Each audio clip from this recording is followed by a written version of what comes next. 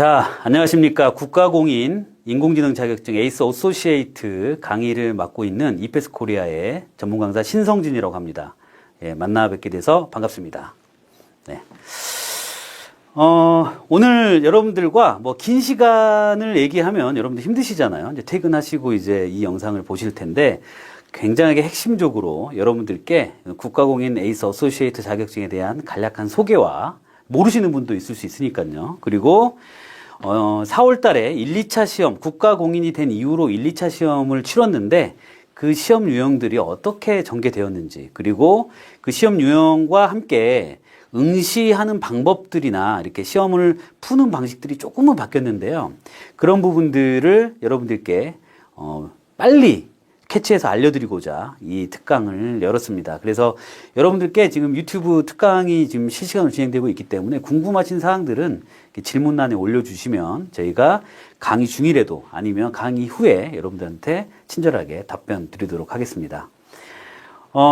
국가공인 인공지능 자격증이에요. 국가공인이라는 말이 굉장히 이제 파워풀하죠. 예, 사실은 아주 오랜 기간 동안 KT하고 한국경제가 이 자격증을 준비를 했습니다. 그리고 민간 자격으로서 여러 차례 시험을 보고 타당성을 검증을 했고요.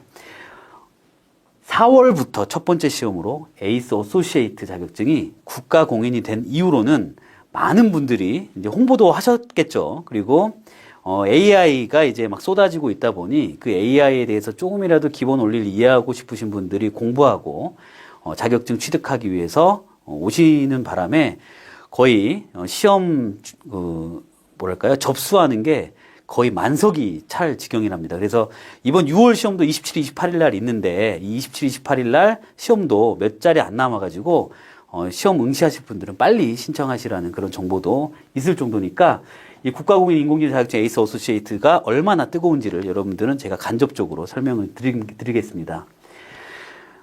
먼저 여러분들 AI에 대해서 좀 설명을 드려야 될 것 같아요. AI를 잘 아시는 분들도 이제 이 방송을 보시겠지만 기본적으로요.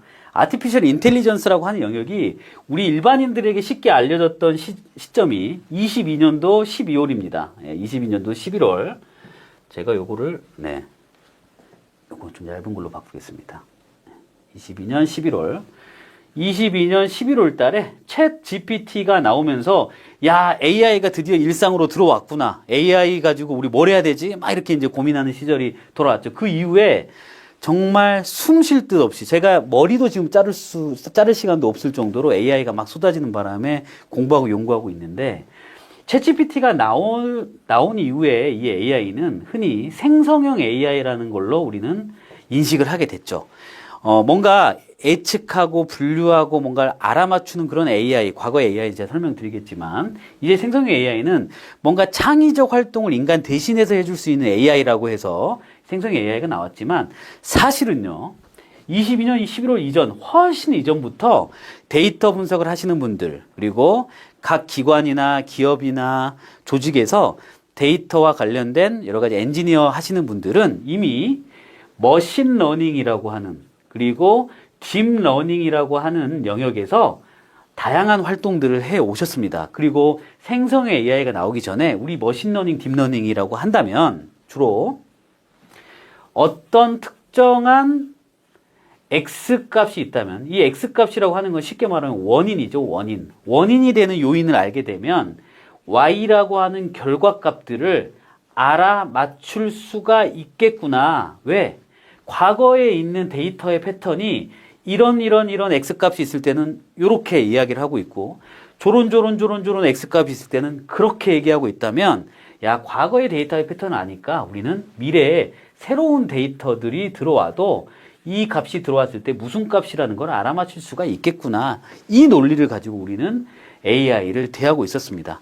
생성형 AI가 나오기 전부터 오래전부터 우리는 데이터를 수집하고 그 데이터에서 감춰져 있는 패턴을 공식화시켜서 기계가 이해할 수 있는 방식으로 풀어내기 위해서 노력하고 있었다는 거죠. 그런데 생성 AI가 오니까 이제 일반인들도 디지털이나 데이터 분석이나 머신러닝, 딥러닝에 소외되어 있으신 이 AI를 잘 모르셨던 일반인분들도 야, 이제 AI 해야 되겠구나. 이런 생각이 이제 들기 시작하는 거죠. 근데 우리가 흔히 말하는 생성 AI를 엔지니어급에서 개발하고요. 뭐 우리가 뭐 파운데이션 모델이라고 얘기를 하죠. 그다음에 파인 튜닝이라고 얘기를 하죠. 나의 데이터에 맞춰서 AI를 바꿔나가는 작업들. 이런 것들을 하기 위해서는 굉장히 고난이도의 수학적, 과학적, 공학적, 데이터 분석적 지식들과 경험들을 갖추셔야 됩니다. 우리가 얘기하는 이 생성형 AI의 이 AI가 에이스 어소시에이트 자격증에서 다루는 이 AI가 100% 일치하지 않습니다. 다만 생성형 AI를 살아가는 우리들의 머릿속에는 기본적으로 이 AI가 어떤 방식으로 만들어지는지, 어떤 순서를 통해서 만들어지는지에 대한 기본 원리와 이해가 있어야 된다, 이제. 예전에는 전문가의 전유물이었고, 실험실에서, 그리고 데이터 분석 팀에서 만들어지는 AI였다면, 생성 AI라고 하는 시대에는 이 생성 AI가 다 뭘로 들어옵니까? 툴이라는 걸로 들어오잖아요. 원리는 모르지만, 원리는 잘 모르겠어요. 그런데 챗GPT를 열고 문서를 올리면 백자 요약을 5초 만에 해주고, A4 10장짜리 보고서를 순식간에 만들어주고, 이미지와 컨텐츠 만들고, 이제는 1인 광고 기획자, 광고 컨텐츠 기획자가 나올 정도로 이미지 영상 생성도 뚝딱뚝딱 해주고, 이런 툴에만 우리가 이제 익숙해지다 보니까 실제로 이 AI는 어떤 원리를 통해서 만들어지는지에 대해서 가끔씩은 이제 잊고 살 수 있다는 거죠. 그러면 AI에 대한 뭐가 생기죠? 막연한 두려움이라는 게 생긴다는 겁니다.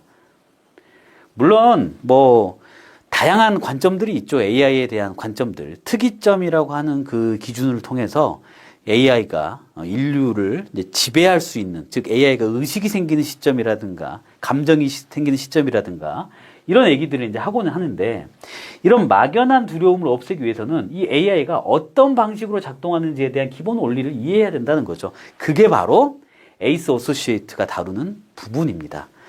즉 아주 높은 영역의 엔지니어급들이 가지고 있는 지식과 기술을 탑재한다기보다는 생성의 AI라고 했을 때, 우리가 흔히 부르는 생성의 AI라고 부를 때 이 AI라고 하는 것이 머신러닝, 딥러닝의 하위 부분이거든요, 사실.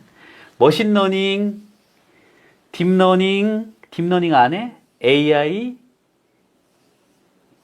아니죠. 생성의 AI가 들어가 있는 이 하위 영역인데요.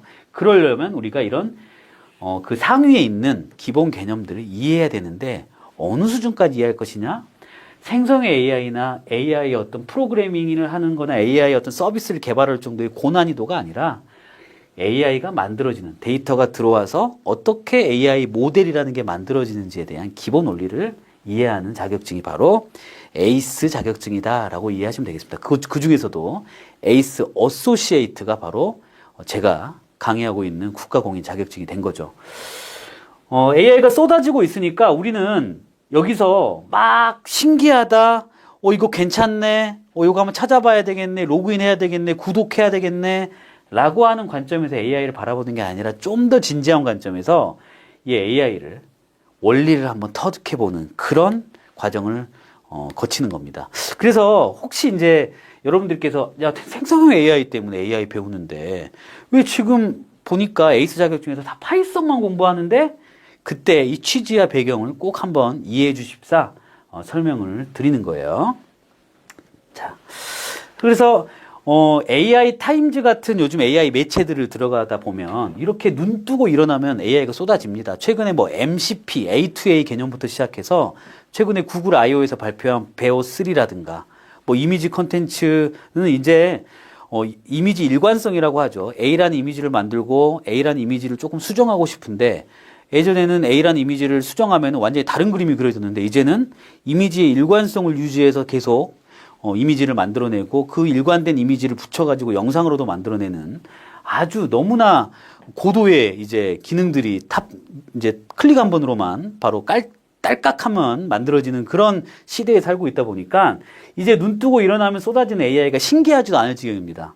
바이브 코딩이라고 해가지고 우리가 자연어, 그러니까 개발을 전혀 모르는 사람도 이렇게 사람한테 대화하듯이 컴퓨터한테 질문을 던지면 내 아이디어가 바로 개발 프로그램과 서비스로 뚝딱 만들어지는 그런 시대에 우리는 살아가고 있거든요. 그래서 정말 정신이 없을 정도로 쏟아지고 있는 이 AI에서 우리가 가져가야 될 것이 바로 AI가 어떤 원리로 작동되는지에 대해서 알아야 된다는 거다. 그래서 전문가적 입장에서 AI를 개발하고 AI와 관련된 예측이나 분류하는 모델들을 만들고 생성의 AI 같은 복잡한 딥러닝 모델들을 이해하고 만드는 것들은 이 에이스 프로페셔널의 그 이상에서 우리는 다루시게 될 거고요. 그리고 그런 분들은 이런 자격증이 필요가 없겠죠.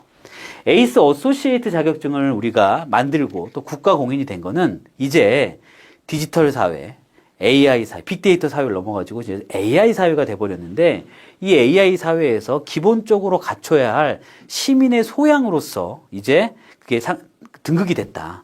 그래서 이런 시민적 소양의 AI의 실력을 갖추려면 어느 정도 내가 역량을 갖춰야 될 것인가를 고민하다 보니 야, 에이스 베이직이라든가 에이스 어소시에이트 같은 그런 자격증이 만들어지게 되고 그 중에서 어소시에이트는 에이스 베이직이라고 하면 기본적으로 코딩의 역량까지는 아니고 그냥 코드가 어떤 방식으로 구성되어 있어서 드래그 앤 드랍이나 하면 내가 어떤 걸 선택해야 되는지 그런 정도의 수준에서 우리가 AI를 다루고 있다면 어소시에이트는 좀 더 하드 코딩된 그래서 파이썬의 문법이라든가 파이썬의 그 코드를 직접 타이핑해 가면서 시험을 응시하는 그런 형태들의 자격증으로 어소시에이트가 만들어졌습니다. 그래서 이 두 가지의 자격증이 어찌 보면 에이스 AI 시대에 많은 분들이 관심을 가지고 쳐다봐 주는 게 아닌가라는 생각이 듭니다. 그 중에서도 에이스 어소시에이트 자격증은 바로 국가공인 자격이 됐는데요. 자세한 내용을 좀 보면 이렇습니다. 14개의 문항이 나오는데요. 그걸 좀 찍어서 제가 설명드릴게요. 14개의 문항이 나옵니다. 우리가 ADSP라든가 ADP라든가 그 다음에 빅분기라든가 라고 하는 굉장히 공신력 있는 자격증들이 있죠. ADSP는 이제 필기형으로 이제 만들어지고요. 작업형, 그 다음에 작업형도 같이 실기가 같이 들어가 있는 이런 자격증에 비해서 난이도가 어떤가 이게 궁금하실 수가 있어요. 제가 바라봤을 때는 공부하는 양에 있어서는 그리고 이론적 틀을 우리가 쌓아가는 데 있어서는 ADSP나 ADP가 훨씬 더 공부한 양이 방대할 수 있습니다. 그리고 이제 우리가 시험을 보는 데 있어서도 여기는 이제 코드라고 하는 우리가 이제 AI를 만드는 데 필요한 여러 가지 데이터를 처리하고 데이터에서 뭐 데이터를 불러오거나 그다음에 시각화를 하거나 모델링을 만드는 데 있어서 공식을 만드는 데 있어서 필요한 코드들을 조금 뭐 일종의 암기를 해야 되고요. 굉장히 익숙해질 정도로 좀 몸에 붙여야 책을 보지 않고도 뭔가 다른 컨텐츠를 보지 않고도 다다닥 칠 수 있는 정도 수준의 기술을 요구를 하고 있습니다. 그리고 이론적 틀이 굉장히 많아가지고 데이터 분석 방법론부터 시작해서 다양한 이론들을 다 섭렵을 해야 된다는 거죠. 물론 기출문제도 많이 나와 있고 요약집도 많이 나와 있지만 그런 이론적 틀에 조금 많이 국한되어 있는 형태들의 자격증인 거죠. 빅분기도 뭐 마찬가지고요. 그런데 제가 에이스 자격증을 여러분들께 단언컨대 이제 홍보를 해드리고 이 강의를 이제 맡게 된 이유 중에 하나는 이 에이스가 우리가 흔히 말하는 이제 꼰대죠. 꼰대의 꼰대 자격증은 아니다라는 생각이 들었어요. 제가 이 자격증을 꼰대 자격증이라고 말씀드린 건 절대 아닙니다. 진짜로 실전에서 한 번쯤은 사용해 볼 수 있는 그런 문제들로 여러분들의 역량을 검증하는 거다. 그래서 여기에는요, 뭔가 이론적 틀이라든가 프레임워크라든가 뭐 교수진들이나 뭐 엄청난 감수하시는 분들이 모여가지고 정말 그 책상에서 이렇게 이론의 틀을 맞춰서 자격증을 만든 게 아니라 KT 쪽에서 실제 개발하시는 분들, 실제 데이터 분석을 하시는 분들, 이런 분들이 실전 감각을 가지고 야, 이 정도는 AI 시대에 살아가고 AI를 좀 관심 있게 공부한 사람들은 이 정도는 할 수 있어야지라는 실전형 문제들로 구성되어 있고 그 문제들의 구성은 바로 14개의 문항으로 구성되어 있습니다. 그래서 14개의 문항에는 데이터를 불러와서 시각화를 하고 전처리를 하고 시각화를 하고 그래프 그리는 거죠. 그래프를 그리고 아까 말한 대로 x, x, x 어떠한 요인들이, 어떠한 원인 변수들이 이 y-값을 예측하는데 영향을 미쳤는지, 그리고 이 둘 사이의 관계는 어떤 공식으로 만들어지는지 하는 모델을 만들고 그 모델을 평가하는 일련의 AI 모델을 만드는 절차들이 다 이 14개 문항에 쏙 들어가 있습니다. 그러다 보니까 이론적 틀에 제가 국한되어 있지 않다고 했잖아요. 그 말은 뭐냐? 정해져 있는 교재가 없다는 거죠.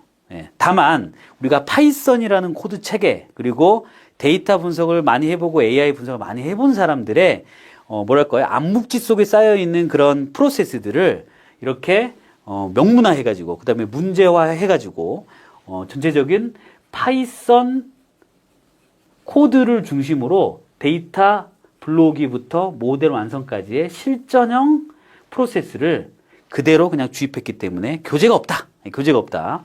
그래서 이 교재들이 없기 때문에 파이썬을 웬만큼 잘하신다, 파이썬으로 데이터 분석을 많이 해보시다, 이런 분들은 그냥 들어오셔가지고 시험만 봐도 웬만큼의 합격은 보장이 됩니다.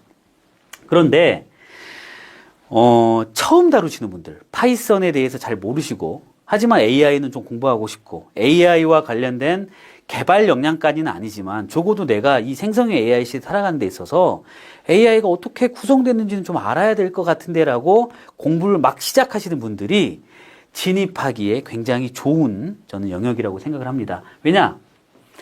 파이썬으로 공부를 합니다. 파이썬으로 공부를 하고 파이썬으로 답을 내고 파이썬이 실행될 수 있는 실행기에서 시험을 봐요. 그래서 파이썬을 지금 오늘 처음 들어보신 분도 있을 수 있어요.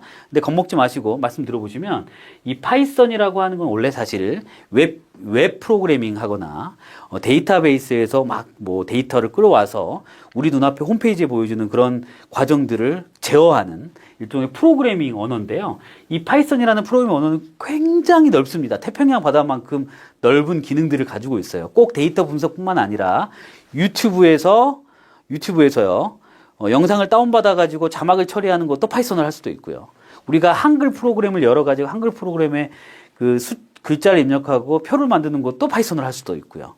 뭐 별의별 걸 다 할 수 있는 프로그래밍 언어입니다. 그 중에서 데이터 분석이나 AI 모델을 만드는 데 있어 필요한 몇 가지 기능들을 갖춘 라이브러리라는 게 있는데, 이 라이브러리들 몇 가지들을 가지고 데이터 분석도 하고 AI 모델도 하는 거예요. 파이썬을 전부를 배우는 게 아니에요. 그래서 우리가 파이썬을 잘 모르시는 분들도 데이터 분석에 딱 특화되어 있는 몇 가지 라이브러리의 활용법만 안다면 데이터를 불러와가지고 어떻게 이 데이터가 생겼는지 보고 이 데이터의 패턴들을 이해할 수 있는 공식을 만들어주는 그런 과정들만 우리가 배운다면 이 자격증 취득할 수 있다는 겁니다. 즉, 파이썬과 관련된 다양한 이론적 체계 배울 필요 없고요. 데이터 분석에 대한 플로우는 이미 이 코드 자체에 녹아 들어가 있기 때문에, 야, 데이터 수집에는요 이런 방식이 있고요, 데이터 정제하는 방식은 이런 방식이 있고요, 파생할 때는 이런 방식이 있고요, 모델 평가는 이런 방식이 있습니다 라는 게 교재로는 나와 있지 않고 뭔가 가이드는 되어 있지 않지만 경험적으로 이 모든 코드에 다 정리가 되어 있다. 그래서 처음 파이썬을 공부하시는 분들이나 처음 AI를 다루시는 분들에 있어서는 조금의 가이드가 필요한 건 사실입니다. 공식 교재가 나와 있지 않기 때문에. 그래서 저희가 이페스 코리아에서 에이스 어소시에이트 자격증 과정을 낸 거고요.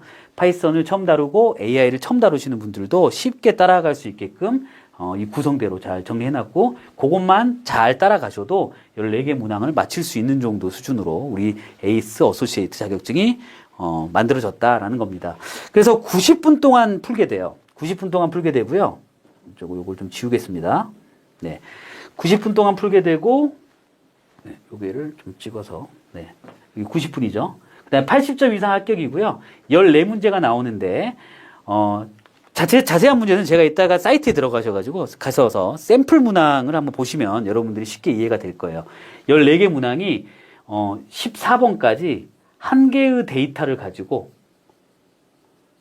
데이터 세트를 가지고, 1번부터 순차적으로 풀어가는 과정입니다. 그러다 보니까 3번 문제가 딱 막히거나 4번 문제가 잘못되거나 그러면 13, 14번 문제까지도 따라갈 수 없는 수준에 갈 수도 있어요. 그렇기 때문에 이 흐름들을 잘 이해하는 게 학습 방법이 굉장히 중요한데요. 그렇게 14문항으로 80점 이상 합격하면 어소시에이트 자격증이 따고, 뭐 면접을 보는 것도 아니고 이론 테스트 해가지고 OX 문답, 사지선다형, 오지선다형 그렇게 그냥 암기로 공부만 해가지고 따올 수 있는 자격증이 아니고요. 손에 익히고 머릿속에 익히는 그런 실무형, 실전형 감각을 일으키는 자격증이다라고 정리할 수가 있겠습니다.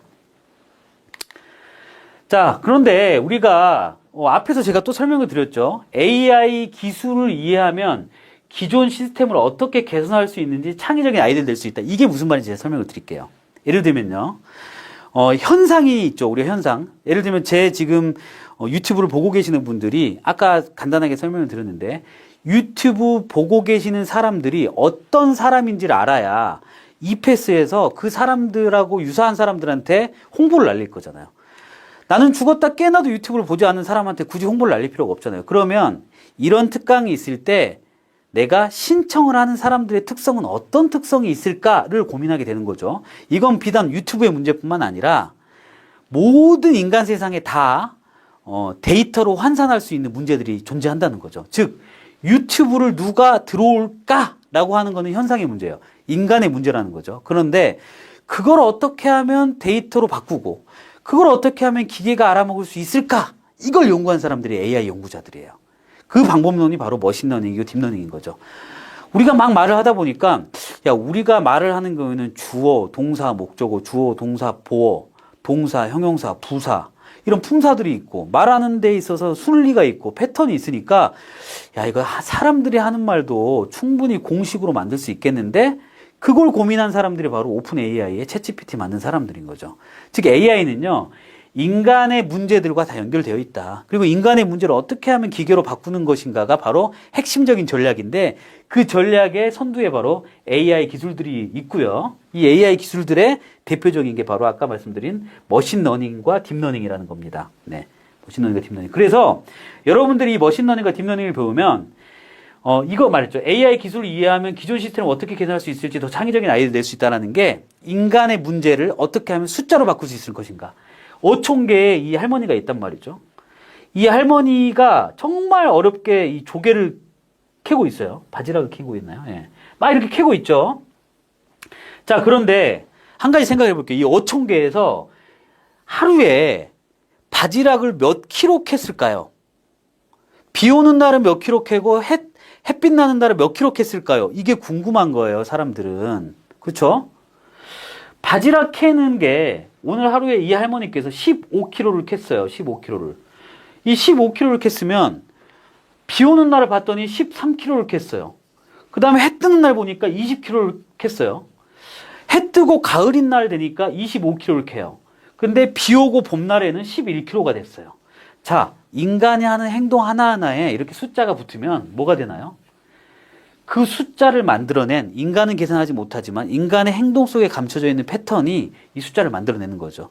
인간을 둘러싼 여러 가지 자연환경이나 맥락들이 이 숫자를 만들어내는 거죠. 그래서 야 어떤 계절일 때 어떤 할머니가 할아버지가 캤을 때 할머니가 캤을 때 모자를 쓴 할머니가 캤을 때와 모자를 쓰지 않는 할머니가 캤을 때 그리고 이곳이 이 바다의 넓이죠. 갯벌의 넓이가 어느 정도였을 때 조개, 바지락을 캐는데 이 바지락의 생산량과 관련되어 있는 다양한 요인들이 있을 거라는 거죠.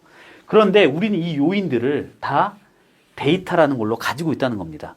그래서 이런 데이터였을 때 계절이 봄이니까 봄을 4로 표현할게요. 그 다음에 할머니가 모자를 썼냐 안 썼냐는 0과 1로 표현을 할게요. 그 다음에 이 갯벌의 너비는 뭐 12제곱킬로미터라고 할게요. 네. 이렇게 숫자로 우리가 인간에서 살아가고 있는 모든 맥락들을 숫자로 바꾸니까 야 4하고 0하고 10일 때는 15km 캤어. 그런데 3하고 1이고 11일 때는 20km네? 이렇게 우리가 숫자로 바꿨을 때 이 숫자들 간의 관계를 뭘로 만든다? 공식으로 만든다. 이 공식에는 뭐 수학이나 행렬이나 뭐 이런 깊이가 숨어져 있겠죠. 그렇게 공식으로 만드는 거 우리는 뭐라고 한다? 모델이라고 한다. 그래서 나는 학교에 아버지와 함께 갔습니다라고 하는 그 다음 단어를 외치고 것도 결국 모델인 거잖아요. 그게 챗GPT인 거죠. 그래서 우리가 기본적으로 챗GPT든 이런 바지락을 몇 킬로 캤는지를 알아맞추는 모델이든 다 우리는 AI라고 부르는데 이 AI에 부르는 이 근간이 바로 머신러닝이라고 부르는 거고, 이 머신러닝이라고 하는 거는 AI 모델을 만든 하나의 일종의 알고리즘적인 원칙이다. 그래서 우리가 이걸 배우는 게 바로 에이스고요. 이걸 이해해야 이런 할머니들의 모습을 봤을 때, 야, 이거는 데이터로 한번 바꿔볼 수 있고, 이걸 문제로 한번 해결해 볼 수 있겠는데, 그러면 어느 지역에서 바지락 생산량이 가장 많은지를 이 데이터로 이해할 수 있다는 거죠. 그럼 우리 인간의 삶이 얼마나 윤택해지겠습니까? 이런 문제들이 사회 곳곳에 많이 있습니다. 그리고 기업에도 많이 있습니다. 우리 기업에 어떤 사람한테 광고를 해야 그 사람이 물건을 사는지를 알아맞추기 위해서 광고계에서는 또 엄청난 머신러닝을 기획하고 있지 않습니까? 이게 이제 우리가 일상 다반사가 되는 세상에 살고 있기 때문에 이 원리 정도는 이해해야 된다라는 말을 계속해서 저는 강조를 드리고 있습니다. 근데 말씀드린 대로 막 이론을 공부하거나 어떤 이론적 프레임워크를 막 달달달 외워서 공부하는 게 아니니까 오히려 저는 좀 더 객관적일 수 있다라는 겁니다. 그래서 주관식이 많고 작업형이기 때문에 이건 오히려 더 불공평한 거 아니에요? 저는 그렇게 생각하지 않고요.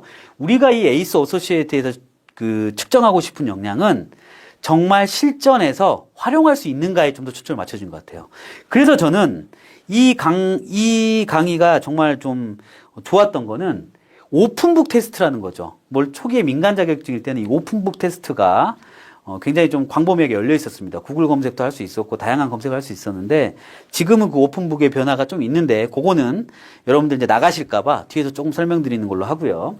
AI 활용률의 객관적 평가라고 말씀드리는 거는 바로 그런 측면에 있습니다. 코드를 볼 수 있다는 거예요. 시험 볼 때. 사실 맞는 말인 게요. 현재 개발자들 마찬가지입니다. 데이터 분석하시는 분도 마찬가지예요. 저도 데이터 분석을 오래 해왔고 그 다음에 요즘에 개발도 좀 하고 있지만 사실 개발자분들이요. 소스 코드 많이 보고 하십니다. 유튜브에 조코딩이나 뭐 이런 분들 많이 얘기하시잖아요. 컨트롤 C, 컨트롤 V 하고 내가 바꾸고 싶은 어떤 영역에서 바꿀 수 있는지가 오히려 더 능력이잖아요. 그러니까 잘 되어 있는 소스 코드를 가지고 내가 가지고 있는 데이터에 맞춰서 수정할 수 있는 역량들. 근데 그게 사실 실질적으로 개발자들도 그렇고 데이터 분석가들도 많이 하고 계신 거거든요. 그런데 이상하게 자격증 시험만 보면 달달달 외우라는 거예요. 챗 GPT의 시대에. 물론 제 마음 같으면 이 에이스 자격증이 챗 GPT와 함께 보는 시험으로 좀 더 디벨롭이 됐으면 좋겠다는 생각도 드는 게 이제 머신러닝 알고리즘을 우리가 랜덤 포레스트라는 머신러닝 알고리즘이 무엇인지만 아는 게 중요한 역량이 필요하다는 거죠. 왜냐하면 랜덤 포레스트라는 알고리즘이라는 것만 알면 그 코드는 누가 만들어줘요? 챗 GPT가 만들어주니까요. 근데 마찬가지로 우리가 알고 있는 그 알고리즘에 대한 원리만 이해한다면 코드는 인터넷 바다에 다 넘쳐져 있는 거죠. 그리고 그 코드를 만든 이 라이브러리 사이트에 들어가 보면 다양한 딕셔너리가 만들어져 있습니다. 그래서 이 코드는 이렇게 작성하고 이럴 때는 이 코드를 써라. 그런데 이 에이스 어소시에이트 자격증은 바로 그곳의 사이트에 들어가서 그 코드를 보고 복사해서 붙여놓고 내 코드에다가 적용할 수 있는 그런 적용 방식을 테스트한다는 방식이 굉장히 매력적이라는 자격증이라는 거죠. 그래서 오픈북이 언제 되나? 그러니까 ADSP, ADP, 빅분기도 생성형 AI가 이렇게 쏟아져 나오는데 오픈북 언제 되지? 늘 궁금했어요. 실제 데이터 분석을 실전에서 한 사람으로서 너무 궁금했어요. 언제 되지? 근데 에이스 어소시에이트가 그걸 열어버리더라고요. 그래서 저는 이 에이스 어소시에이트 여러분들이 쉽게 접근할 수 있다는 거는 오픈북이다. 그렇다고 뭐 만만하게 볼 건 절대 아니지만 에이스 어소시에이트는 오픈북으로 하면서 이 실제 업무할 수 있는 걸 검증하는 시험이기 때문에 객관적 평가가 가능하다라는 말씀을 드리는 겁니다. 문제는 이런 식으로 나옵니다. 그러니까 이런 거죠. 여러분들 뭐 처음 보신 분들 있다라는 전제하에서 처음 보시는 분들을 위해서 제가 좀 쉽게 설명드린다는 점 양해해 주시기 바랍니다. 오리진 컬럼의 분포를 카운트 플러스 활용해서 시각화하세요 라고 이렇게 시험의 문제가 나옵니다. 물론 이 오리진 컬럼이라고 하면은 엑셀로 생각하세요. 엑셀 이렇게 컬럼이 A, B, C, D, E가 있으면 이 오리진 컬럼이 여기 열 머리글이죠. 엑셀에서 흔히 말하는 열 이름인 거죠. 열 이름에 이 컬럼의 분포가 어떻게 생겼는지를 시각화하세요라는 문제가 있다는 거예요. 그러면 이 데이터셋이 저기 1번부터 문제가 나옵니다. 그래서 이 데이터셋을 파이썬이라고 하는 프로그램에다가 불러오는 과정부터 시작해가지고 요 컬럼만 떼가지고 그래프를 그리는 과정까지 이렇게 쭉 테스트를 하게 되는데 그때 무슨 라이브러리 이용하세요? 라고 나오죠. 파이썬이란 바다는 굉장히 넓은데 데이터 분석이 필요한 라이브러리가 몇 개 있다는 거예요. 우리가 게임할 때 CD 바꾸듯이 예전에 슈퍼마리오 게임하는 그 슈퍼컴 같은 걸 지금 제가 말씀드리면 참 아주 오래된 이야기라서 이해가 안 되실 수 있는데 이 게임에 팩 넣어가지고 내가 원하는 게임 있을 때 요거 놓고 게임하고 슈퍼마리오 하고 싶을 때 슈퍼마리오 게임 놓고 하고 싶을 때 이런 것처럼 파이썬에 굉장히 다양한 코드의 모음, 라이브러리가 있는데 그 중에 몇 가지 라이브러리를 받아가지고 우리 공부하는 거거든요. 그래서 이렇게 시본이라고 하는 라이브러리, 발음이 좀 조심해져야 되는데 시본이라고 하는 라이브러리를 활용해서 만들어라라고 하면 요 코드를 치셔야 되는 겁니다. 그래가지고 시각화를 딱 해서 요 코드까지 해서 제출하는 거거든요. 그런데 이때 이 시본이라는 라이브러리와 매플런립이라든가 이 피규어라든가 요런 함수들을 예전에는 달달 다 외웠어야 되는데 이거 딱 복사해가지고 챗GPT한테 넣으면요 그냥 이것보다 더 자세하게 나옵니다. 그런 시대에 살고 있잖아요. 그러니까 우리도 그 시대에 발맞춰가지고 요런 컬럼이 있을 때 이런 코드들을 외울 필요 없이 다만 이 코드에 import와 as가 들어가고 어떤 게 각각 들어가서 이 결과물을 바꾸는지에 대한 코드를 읽는 코드 리터러시 역량을 키워야 된다는 겁니다. 그걸 측정하는 게 바로 에이스 어소시에이트 자격증이기 때문에 저는 이 에이스 어소시에이트 자격증에 요 코드를 딱 공부하려고 한다. 그러면 이 C본이라고 하는 라이브러리 사이트가 있습니다. 그 사이트에 가셔가지고 이 코드 작성하는 예시를 볼 수가 있어요. 그리고 내가 코드 예시는 뭐 예를 들면 요런 데이터로 만들어졌는데 요런 데이터 뭐 E, F, G, H, I로 만들어졌는데 내 데이터는 A, B, C, D로 만들어졌단 말이죠. 그러면 야, 이 예제 데이터로 만들어진 코드는 이거니까 내 데이터에 맞춰 갖고 어떻게 뭘 바꿔야 되지? 아, 요거 데이터라는 거 요거 바꾸면 되겠구나. 요거 바꾸면 되겠구나. 이 정도를 이해하는 게 바로 에이스 어소시에이트가 딱 제공하고 있는 그 역량의 수준인 겁니다. 그래서 너무 잘 만들어진 자격증입니다. 예, 제가 자격증 그 자랑은 잘 안 하는데 그래서 요 자격증 한번 시험에 응시해 보시고자 제가 이 특강을 말씀드리는 거고요. 그 다음에 한 가지는 이제 취업 이직 시장에서 이제 경쟁력 강화라고 한다면 요즘에 개발자분들도 이제는 이제 이런다고 하더라고요. 개발을 잘하십니까가 아니라 AI로 개발을 잘하십니까? 이렇게 물어보는데요. 무슨 말이냐? 예전에는 개발자 하시는 분들이 코딩을 다 외우고, 아, 이런 소스 코드 가지고 있습니다. 이런 소스 코드 보면 제가 멋들어지게 만들 수 있어요. 라고 얘기하는 분이 이제 별로 없다는 거죠. 이제는 기업에서 채용하시려고 하는 분들이 내가 코딩을 잘 몰라도 기획을 잘 해가지고, 야, AI 바이브 코딩이나 AI가 그 코딩을 도와주는 도구를 활용해가지고 기업에 필요한 프로그램을 개발할 수 있는 그런 사람들을 뽑는다는 거예요. 자, 그 말은 AI가 이제 AI를 다루고 AI를 알고 있는 사람들이 꼭 개발자 영역뿐만 아니라 인사, 마케팅, 영업, 재무, 회계 어느 분야에서든 AI는 공통 역량이 돼버렸다는 겁니다. 그런 측면에서 우리가 취업을 하든 이직을 하는 과정에서 내가 인사 담당자를 하더라도 내가 마케팅 담당자를 하더라도 저 AI 알고 있는데요. 그래서 퇴직에 영향을 미치는 여러 가지 변수들이 있는데 우리 그걸 가지고 머신러닝 한번 돌려봤습니다. 저 마케팅 담당자인데요.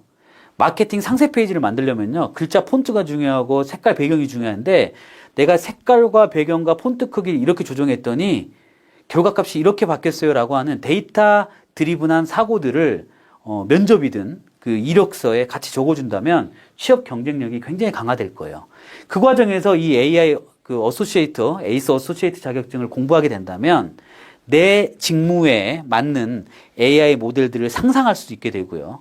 그리고 내 상상한 AI 모델들을 면접이든 시장에서 돋보이게 설명할 수 있는 능력을 갖추게 된다는 거죠. 그래서 취업 이직 시장에서의 경쟁력이 강화된다라는 겁니다. 자, 그래서 제가 30분 동안 여러분들한테 AI의 트렌드와 우리가 어떻게 이제 바뀌어가고 있는지, 에이스 어소시에이트가 어떤 역량을 측정하고 있는지에 대해서 제가 설명을 드렸다면, 이제 좀 더 현실적인 얘기를 해볼게요. 30분 동안 이제 안 나가신 분들은 이 30분이 굉장히 이제 중요할 건데요. 2025년 4월 달부터 바로 국가 공인이 됐다고 말씀드렸죠. 25년 4월. 그래서 4월 25일인가요? 24, 25일인가요? 이때 1차 시험, 2차 시험이 치러졌습니다. 물론 25년 4월 이전에도 KT 한국경제가 다양한 곳에서 다양한 뭐 기관들에 특화되어 있는 자격증 과정들도 뭐 자격 시험 과정도 런칭을 했고요. 공개 시험 응시도 이제 하면서 엄청난 많은 숫자의 그런 응시 자료들을 모았죠.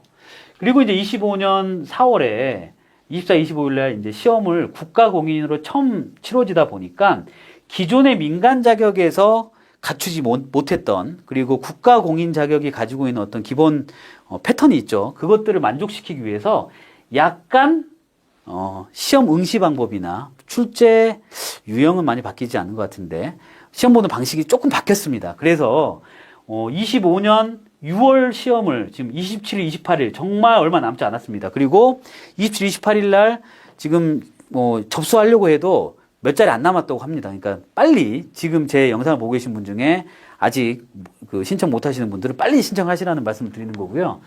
지금 따야 더 안 어려워집니다. 그래서 6월 27일, 28일 날 요 시험을 보게 될 건데 이때 이제 어떻게 바뀔지도 관전 포인트도 있습니다. 지금 국가공인이 돼가지고 딱 정착되어 있는 자격증이 아니고 조금씩 이제 맞춰가고 있는 자격증이다 보니까 24, 25일 날 시험을 저희가 보고 왔습니다. 저희 강사진들이 보고 왔고 24, 25일 날 시험을 본 걸 뭐 문제를 알려드리겠다. 이거는요 별도의 특강에서 제가 따로 준비할 수도 있는데 문제를 알려드리는 게 아니라 그 유형에 맞는 모의고사들 한번 풀어주는 과정들을 좀 우리가 강의에 이미 들어가 있습니다. 근데 오늘은 24, 25일 날 풀어봤더니 어떻게 달라졌는지를 좀 여러분들한테 설명을 드리려고 하는 거예요. 27, 28일 날 시험 준비하시는 분들은 요거 좀 보셔서 같이 참고해 보시면 좋을 것 같습니다. 자, 25년 2월 달에 제가 강의를 하는 과정에서도 오픈북이 됐는데 그 중에서도 구글 검색이 됐습니다. 그러다 보니까 다른 사람들이 올려놓은 소스코드에 블로그에 올려놓은 소스코드라든가 그 다음에 뭐 위키독스라든가 하는 좀 개발하시는 분이라 데이터 분석 정말 잘하시는 분들, 파이썬 잘하시는 분들이 올려놓은 사이트들이 많거든요. 그 사이트에서 이렇게 복사하기 붙여넣기 해가지고 코드를 만들어내니까 생각보다 쉬웠습니다. 그런데 챗GPT나 LLM 검색은 불가했어요. 챗GPT까지 되면 이제 뭐 완벽한 시험이 될 수 있다고 봅니다. 좀 더 문제를 어렵게 내고 챗GPT를 하게 해준다 그러면 혹시라도 이 영상을 저기 KT 담당자분께서 보고 계신다면 챗GPT 검색 안 된다는 거는 사실 시대착오적인 문제일 수 있어요. 많은 자격증 회사들이 좀 각성해야 되는 부분들이 있는데 어쨌든 챗GPT나 LLM 아니면 로컬 SLM을 가지고 할 수 있는 방법들도 좀 고민을 해봐야 되는데 어쨌든 챗GPT나 LLM 지금 현재는 안 됩니다. 안 되고요. 구글 검색하는 기능에 있어서 예전에는 굉장히 자유로웠다는 거죠. 근데 25년 4월에 되면서 이렇게 바뀌었습니다. 오픈북을 사이트를 이렇게 제한을 둔 겁니다. 사실 이제 그도 그럴 게 국가공인이라는 건 공신력이 있어야 되고 역량을 측정하는 데 있어서 그 제한된 범위 내에서 내 실력을 뽐내는 자리이기 때문에 너무나 열어놓으면 변수들이 많겠죠. 그래서 국가공인으로서 시험 타당성을 좀 확보하기 위해서는 당연한 절차일 수밖에 없습니다만 오픈북 7개의 사이트가 오픈이 됩니다. 그래서 제가 아까 파이썬 처음 다루시는 분들도 이제 보시면 이 넘파이, 판다스, 매플라플립, 시본, 사이킨런, 텐서플로어, XGBoost까지 해가지고 요 라이브러리들이 주로 14개의 문항을 푸는 데 있어서 필요한 라이브러리들입니다. 파이썬은 진짜 태평양이라고 본다면요. 그 중에 7개 라이브러리만 저희는 공부를 하시면 된다는 거죠. 물론 이 라이브러리가 내용이 굉장히 많습니다. 그래서 다 공부한다는 무리수지만 우리가 4주 합격, 뭐 6주 합격 해가지고 좀 바짝 집중해가지고 공부하시려고 하시는 분들 입장에서 보면 이 오픈북 7개 사이트만 활용할 수만 있다면 앞에 기초 부분 잘 저희 강의를 통해서 터득하신 다음에 충분히 합격을 하실 수 있겠다라는 생각이 듭니다. 그러나 이건 큰 차이예요. 구글 검색이 됐다가. 왜냐하면 잘 생각해 보세요. 여러분들이 자주 이렇게 여기서 이제 문법을 찾는 게 아니라 여기 사이트 한번 같이 들어가 볼게요. 이게 아니라 내가 블로그에다가 몰래 답안 나올 만한 답안들을 다 써놔요. 그리고 내 블로그에 들어가가지고 검색해가지고 부정행위를 할 수도 있는 거잖아요. 예. 그게 뭐 부정행위라고 하는 거는 이제 관점에 따라 달라질 수 있겠지만 어쨌든 시험 안에서는 부정행위가 될 수가 있기 때문에 이렇게 좀, 뭐랄까요. 공평한 기회를 줬다라고 제가 해석이 됩니다. 그래서 사이트에 딱 들어가 보면, 그러니까 시험 응시하러 들어가 보시면 이 오픈북 7개 사이트만 외부 링크가 가능합니다. 예, 그래서 다른 데는 접속이 안 되고요. 이곳에 있는 코드 베이스를 보고 우리가 내 데이터에 맞게끔 수정해 나가는 작업들을 하는 게 이제 중요해졌다라는 말씀을 좀 드리고 싶습니다. 그래서 이 7개 사이트입니다. 이거 뭐 제가 뭐 캡처 안 뜨셔도 되고요. 제가 이따가 에이스 스터디 그 사이트에 가서 샘플 문항을 한번 보여드릴 거예요. 그거 보시면서 같이 설명을 좀 드리겠습니다. 그렇기 때문에 제가 한번 보여드릴까요? 바로? 예, 바로 보여드리는 걸로 할게요. 제가 제가 아까, 예, 여기 사이트에 한번 들어가 볼게요. 이 사이트는요, 에이스 공식 사이트입니다. 그래서, 조금 확대해서 보면요. 요 주소가 확대돼야 되는데. 네. 에이스라고 구글에서 검색하시면요. 이 에이스 사이트로 들어가게 되는데, 그 중에서 이 에이스 시험 섹션, 이 메뉴에 들어가셔서, 샘플 문항이 이렇게 나옵니다. 그런데 조금 딜레이가 있는 것 같아서 여기 ace.study 사이트입니다. 여기에 딱 들어가셔서 여러분들 회원가입해서 로그인 하시고요. 에이스 시험에서 이 샘플 문항으로 딱 들어가시면 이렇게 각 등급마다 시험 샘플을 확인할 수 있습니다. 아주 좋은 것 같아요. 이런 샘플 문항이 있다는 거는 사실 다른 자격증에서 글쎄요, 뭐 이렇게 교재 만드는 회사라든가 강의 만드는 회사에서 만들어지는 거 봤는데 이렇게 정식으로 에이스를 출제하는 회사에서 이렇게 샘플 문항까지 보여주는 건 참 고마운 것 같아요. 그래서 샘플 문항에 들어가 보면 익숙하지 않으신 분들, 그러니까 이런 그 실기 시험에 익숙하지 않으신 분들이나 파이썬에 익숙하지 않으신 분들에게는 한번 연습해 볼 수 있는 좋은 공간으로 이렇게 활용할 수 있을 것 같습니다. 그래서 딱 들어가 볼게요. 여기 사이트에 들어가시면 됩니다. 그리고 샘플 문항 풀기를 딱 눌러 볼게요. 그러면은 물론 시험 접수하고 응시하기까지 여러 가지 절차들이 있지만 그거는 저희 교재나 강의에 자세하게 설명이 되어 있고요. 이렇게 이제 샘플 문항에 들어가 보면 실제 시험 볼 때 환경하고 똑같이 이 인터페이스가 조성이 되어 있습니다. 그래서 여러분들이 이해하시기 쉽기 때문에 한번 들어가서 보여드리도록 하겠습니다. 예. 근데 이렇게 인터넷 문제는 아닌 것 같아요. 여기 아마 KT 쪽 서버에 접속해서 이걸 열어주기 때문에 시간이 오래 걸릴 것 같은데요. 이렇게 생겼습니다. 실제로도 시험 볼 때 이런 식으로 생겼다고 이해하시면 돼요. 그래서 문제 푸는 거는 저희가 강의에서도 많이 다룰 거기 때문에 문제를 직접 풀지는 않을 거고요. 이런 형태들이 문제가 있다는 걸 좀 보여드리고 싶었어요. 자, 이 1번 문제 이렇게 나와요. 사이킨런 패키지는 머신러닝 교육을 위한 최고의 파이썬 패키지입니다. 사이킨런을 별칭으로 임포트하는 코드를 작성하고 실행하세요. 이렇게 되는 거예요. 여기다가 이렇게 하는 겁니다. import scikit-learn as sk 뭐 이런 식으로 우리가 배우면 이걸 입력하게 되는 거죠. 그리고 이걸 딱 실행을 하면 실행이 다 완료가 되면 그 다음 문제를 이제 풀어가는 거죠. 물론 우리가 다른 시험 같은 경우에는 중간부터 시험 문제를 풀 수가 있는데 이거는 정말 말씀드린 대로 실무에서 데이터를 그 라이브러리를 임포트하고 데이터를 불러와서 처리하는 일련의 과정들이 순서대로 딱 들어가 있습니다. 그래서 하나하나 풀어야 14번 문항까지 다 완료를 지을 수 있다. 순서대로 풀어야. 물론 뭐 가끔씩 코드에 따라서 뭐 위아래 바뀌어갈 수는 있지만 전반적으로 14개 문항이 순서대로 풀어야 14번까지 갈 수 있는 구성으로 되어 있다는 것만 이해하시면 되겠습니다. 자, 이런데 잘 볼게요. 몇 개만 더 해볼게요. 자, 두 번째 문제에서는 자, 판다스라고 하는 라이브러리가 있는데 이건 데이터 분석을 위해 사용하는 라이브러리라고 되어 있죠. 마찬가지로 import pandas as pd 뭐 이렇게 갖고 딱 치면 2번 문제 맞춘 겁니다. 자, 여기 보시면 숫자로 딱 되어 있으면 실행이 완료된 거거든요. 우리 강의 때 배우니까 이거 참고하시면 되고요. 이렇게 해서 모델링을 위해서 이제 데이터 파일을 읽어오려고 한다. 그러면 여기에 보시면 제이슨 파일을 읽어서 와, 이거 처음 본 파일인데요. 이런 파일도 있어요? 그런 걸 이제 우리가 배워야 되는 거죠. 자, 요거. 자, 그러면 이 파일을 읽어서 데이터 프레임에 할당하세요 나왔어요. 그러면은 물론 저하고 공부를 하신 분들은 바로 딱 떠오르는 게 있겠죠. 하지만 내가 잘 모르겠다 그러면 이 오픈북 허용 사이트가 있어요. 그러면은 앞에서 판다스 함수라고 했으니까 판다스 들어가겠구나. 이렇게 들어갑니다. 그러면 이렇게 레퍼런스 사이트가 열린다는 거죠. 자, 그러면 제가 파일을 임포트 한다고 했으니까 여기에 보면 유저 가이드에서 들어가서 파일을 임포트 한다고? 그러면 여기 서치해서 임포트가 아니죠. 파일을 읽어온다고? 리드로 한번 검색을 해볼까요?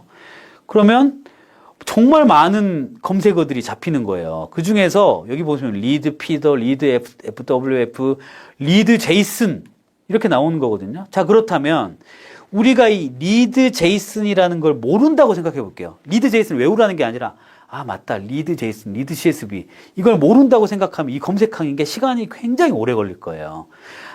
리드 제이슨이라는 걸 쓰면 되겠네 하고 들어왔을 때 내가 코드를 어떻게 쳐야 될지 좀 애매하다 싶을 때 들어와가지고 쭉 밑에 보면 예제 코드가 보이는 거죠. 쭉 볼게요. 여기. 예.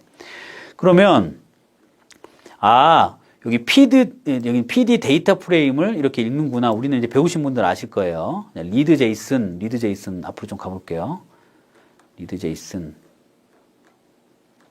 자, 이런 경우가 이제 발생하죠. 여러분들이 이 맥락들을 전혀 이해 못한다면 리드 제이슨을 어떻게 해야 될까? 여기 있네요. 리드 제이슨에 패스를 적어라.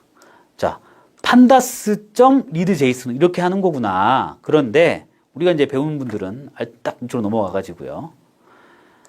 딱 넘어와서 판다스를 아까 별칭을 했으니까 PD만 적으면 되겠구나. 그리고 리드에다가 제이슨을 놓고 제이슨 파일이 어딘가에 숨어져 있으니까 이 파일을 복사해서 붙여 넣은 다음에 여기다가 붙여 놓은 다음에 이 파일을 제이슨 파일로 불러와야 되겠구나. 네. 그러면 A 000 그다음에 7 it.json 이 파일을 불러와야 되겠구나. 이걸 물론 이제 이거 3번까지는 그냥 저의 강의를 보면 이제 눈 감고도 치실 텐데 어쨌든 이거 모르시는 분들 이렇게 여기 판다스라고 쳐야 되는구나. 이렇게 외우시겠죠. 판다스.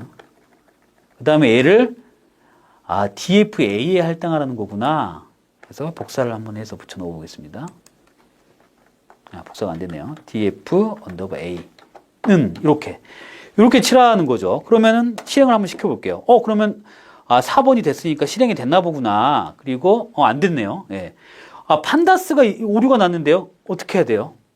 자, 이제 이렇게 어려운 문제들이 이제 발생한다는 거죠. 그래서 오픈북이 있지만 우리가 이 PD라고 쳐야 된다는 걸 아는 거는 그냥 오픈북을 의존해가지고 다 풀 수가 없다는 거죠. 그래서 미리 이 PD.리드 제이슨이라고 하는 걸로 이렇게 치환하면 되겠구나, 바꾸면 되겠구나라는 거를 이해하려면 기본적인 파이썬으로 데이터 분석하는 거나 파이썬을 모델링하는 방법들을 익히셔야 된다는 거죠. 그래서 오픈북만 무조건 의존하실 게 아니라 이렇게 오픈북도 딱 들어가 보면 너무나 허벌판입니다. 딱 당황하실 수 있어요. 블로그는 한글로 잘 설명해놨지만 우리는 이 C본이라고 하는 라이브러리에 가서 뭘 눌러야 될지 이제 엄청나게 어려운 과정들을 겪게 되는 거죠. 그러면 내가 C본 카운트 플랫이라는 게 있으니까 여기다가 카운트 플랫이라고 하는 걸 적어볼까요? 이렇게 검색을 하는 겁니다. 그러면 적어도 우리가 C본 카운트 플랫이라는 게 딱 나오면 얘네들은 X값에다가 뭘 넣고 Y값에다 뭘 넣으면 이런 결과가 나오는구나 라고 해서 뒤에 있는 예제 코드 정도는 우리가 익힐 수 있는 수준이 돼야 된다는 거죠. 타이타닉이라는 데이터에서 X값을 클래스라는 컬럼을 빼가지고 이렇게 분포를 보여주는 게 카운트 플랫이구나 라고 하는 이 코드가 이 그림으로 전환되는 이해를 가지고는 있어야 된다는 겁니다. 그래서 이제 오픈북이 좀 더 범위가 협소해졌기 때문에 우리가 이 국가공인 에이스 어소시에이트 오픈북 범위의 변화에 좀 적응할 수 있는 방법은 주요 키워드 정도는 알고 계셔야 된다. 그 방법에서 가장 확실한 방법은 시중에 많은 파이썬 교재들도 나와 있지만 이 에이스에 특화되어 있는 교재나 그다음에 강의를 통해서 손에 익히고 눈에 익히셔야 된다라는 말씀을 좀 드리겠습니다. 그래서 오픈북이라고 해가지고 물론 예전에 구글 오픈북일 때도 마찬가지였어요. 뭐 오픈북이라 해서 다 알아맞추는 거 아닙니다. 막상 딱 들어가가지고 블로그를 보고 사이트를 봤는데 그 블로그에 글 쓴 사람들이 다른 의도로 다른 취지로 데이터를 이렇게 분석해 놓은 걸 보면 막막합니다. 이 시험 문제랑 어떻게 대입하지? 그러니까 미리 공부를 안 해보신 분들은 오픈북만 가지고 절대 풀어볼 수 없다라는 거 얘기를 꼭 드리고요. 다만 오픈북이 도움이 되는 거는 모든 코드를 달달달 외울 필요는 없다. 다만 코드를 읽고 보는 눈만 있으면 내 데이터에 적용할 수만 있으면 문제를 풀 수 있다는 거. 그 부분이 굉장히 긍정적이지만 공부가 필요한 사항이다 말씀드립니다. 그래서 판다스, 그 다음에 매플럼립 중에서 주로 쓰는 이런 함수들, 코드들을 머릿속에 눈에 익혀 놓으시면 훨씬 더 도움이 될 거고요. 이 함수의 기능만 가지고 설명을 익혀서는 안 되고요. 코드 덩어리로 기억해야죠. SNS 카운트 플랫에 데이터가 들어가고 X값에 뭐가 나오는구나 라는 이 코드 블럭의 덩어리들을 눈으로 익혀서 내가 어떤 데이터를 바꾸면 결과값이 나오겠구나. 이걸 익히셔야 한다는 거예요. 그래서 주요 키워드 숙지해야 된다. 그리고 코드 예제들을 많이 보셔야 된다는 거는 아무래도 14가지 유형들을 제가 설명드릴 건데 그 데이터 유형들에 자주 쓰는 메서드가 있습니다. 함수가 있습니다. 그래서 그 함수와 관련된 거는 혹시라도 이제 시험 볼 때 당황할 수 있으니까 오픈북 사이트를 공부하실 때부터 미리미리 들어가셔가지고 내가 자주 쓰는 게 어디서 보면 있었지? 어디서 보면 있었지? 그래서 시험 보는 당일날 당황하지 않도록 내가 자주 쓰이는 코드를 14개 유형 문항에 대해서 자주 풀어보신 다음에 그 유형에 대한 거를 한번 가서 직접 검색도 해보셔갖고 시험 준비하는 과정에서요. 여기 있었다. 나 이걸 보고 적용하면 되겠구나로 이렇게 숙지를 해놓으셔야 된다는 겁니다. 자, 그리고 자주 쓰는 코드 템플릿은 이런 거죠. 이런 템플릿이에요. 예. SNS 다음에 그래프 명이 들어가고 트레인 테스트 스플릿 다음에 X 트레인 소문자 X 테스트 이런 게 들어간다라는 코드 덩어리를 딱 눈에서 보고 요거 요렇게 바꾸면 되겠구나의 정도는 숙지를 하셔야 된다 하는 겁니다. 그래서 오픈북이 많이 변화했기 때문에 크게 달라질 건 없습니다만 어쨌든 변화가 됐는데 좀 더 보수적인 부분으로 바뀌었거든요. 그래서 아무래도 코드와 관련된 그리고 우리 AI 모델을 만드는데 필요한 14가지 유형에 있는 코드들은 꼭 손에 쳐보시고 눈에 익히시는 과정들은 최소 4주 정도는 거치셔야 된다. 그래서 그걸 조금 집약시켜 놓은 것들이 우리 이패스 코리아 교재에 있기 때문에 그걸 가지고 학습하시면 도움이 많이 되실 거라고 생각합니다. 그래서 오픈북은 정리를 하면 이렇게 7개의 사이트로 축소돼서 이 7개의 사이트에서 모든 거를 다 찾아내서 우리 시험을 풀어야 된다. 근데 사실 생각보다 좀 어려운 부분이 있습니다. 저희 김용재 강사님께서 아마 모의교사를 많이 이제 풀어 드릴 텐데요. 강의 안에서요. 그런데 이렇게 오픈북을 통해서 코드 시험 문제를 푼다는 게 앞에서 3, 4주 정도의 익숙한 과정이 없으면 쉬운 일은 아닐 거다. 파이썬을 공부한 사람도요. 예. 그다음에 프로그래밍 파이썬을 하시는 분들은 또 데이터 분석 파이썬 라이브러리에 또 익숙하지 않으신 분도 있기 때문에 꼭 이 과정들은 교재를 통해서 한번 같이 공부하십사라는 말씀을 드리고 싶습니다. 네. 그래서 검색 사이트는 제가 아까 보여드린 대로 여러분들이 꼭 한번 들어가 보시고요. 자, 두 번째 달라진 점은 시험 유형이 가장 걱정이었습니다. 왜냐하면 민간 자격증을 저도 이제 민간 자격증이었을 때 이 14가지 유형에 대해서 한번 좀 살펴봤었고 국가공인 된 이유도 한번 살펴봤는데 이게 국가공인이라고 시험 유형이나 난이도 확 달라지면 어떡하나 고민을 많이 했어요. 그리고 우리가 교재를 준비하거나 강의를 하는 과정에서도 그런 점을 굉장히 신경 써서 봤는데 다행히 아주 크게 달라지지 않았다는 겁니다. 14가지의 유형이 있습니다. 우리가 이 코드를 다 보여드릴 수는 없지만 아까 제가 샘플 문항에서 보여드렸잖아요. 첫 번째 문제는 보통은 이렇게 시작됩니다. 주로 쓰는 라이브러리, 판다스, 시본, 매플럿립, 텐서플로우, 이런 라이브러리가 있는데 그 7개의 라이브러리들을 파이썬이라고 하는 그 실행창에 불러오는 임포트가 있습니다. 그래서 주로 이제 판다스가 많고요. 예, 시본이 있는데 좀 더 어려워진다고 한다면, 뭐, 이렇게 뭐, 임포트가 아니라 뭐, 프롬으로부터 오는 것도 있는데, 이거 신경 쓰지 마시고, 임포트, as, 아주 단순한 라이브러리 임포트 데이터 블록이까지는 1, 2번은 그냥, 깔고 들어가는 문제다라고 이해하시면 되겠습니다. 이것조차도 못 내운다 그러면은 다시 한번 에이스 자격증 시험 고민해봐야 될 정도로 쉬운 문제가 1, 2문제에 나옵니다. 하지만 이게 실행이 안 되면 3번부터 못 풀기 때문에 1, 2번은 여러분들이 달달달 외울 게 아니라 한 10번 정도만 코드를 쳐보면 손에 익혀요. 익히니까 요거 1, 2번 문제, 시험 문제 풀어보고요. 그 다음에 이제 이 시각화입니다. 시각화에서 이제 유형은 어떤 그래프 유형이 나올지는 모르겠어요. 뭐 골고루 나왔습니다. 최근에 골고루 나왔는데 이 시각화 문제에서 결국에 시각화는 3차원 그래프를 그릴 일은 별로 없거든요.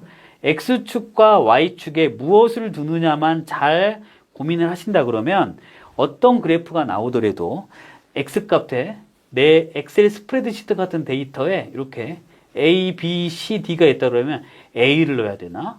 B를 넣어야 되나? 이것만 고민하시면 풀 수 있는 문제들이기 때문에 요거 쉽게 접근할 수 있습니다. 다만 이번에 좀 달라진 거는 시각화 시험에서 이렇게 코드를 치고 실행하는 문제뿐만 아니라 코드에서 나온 시각화 그래프를 보고 해석이 제대로 됐는지 안 됐는지 해석하는 것들이 객관식으로 지워지게 됩니다.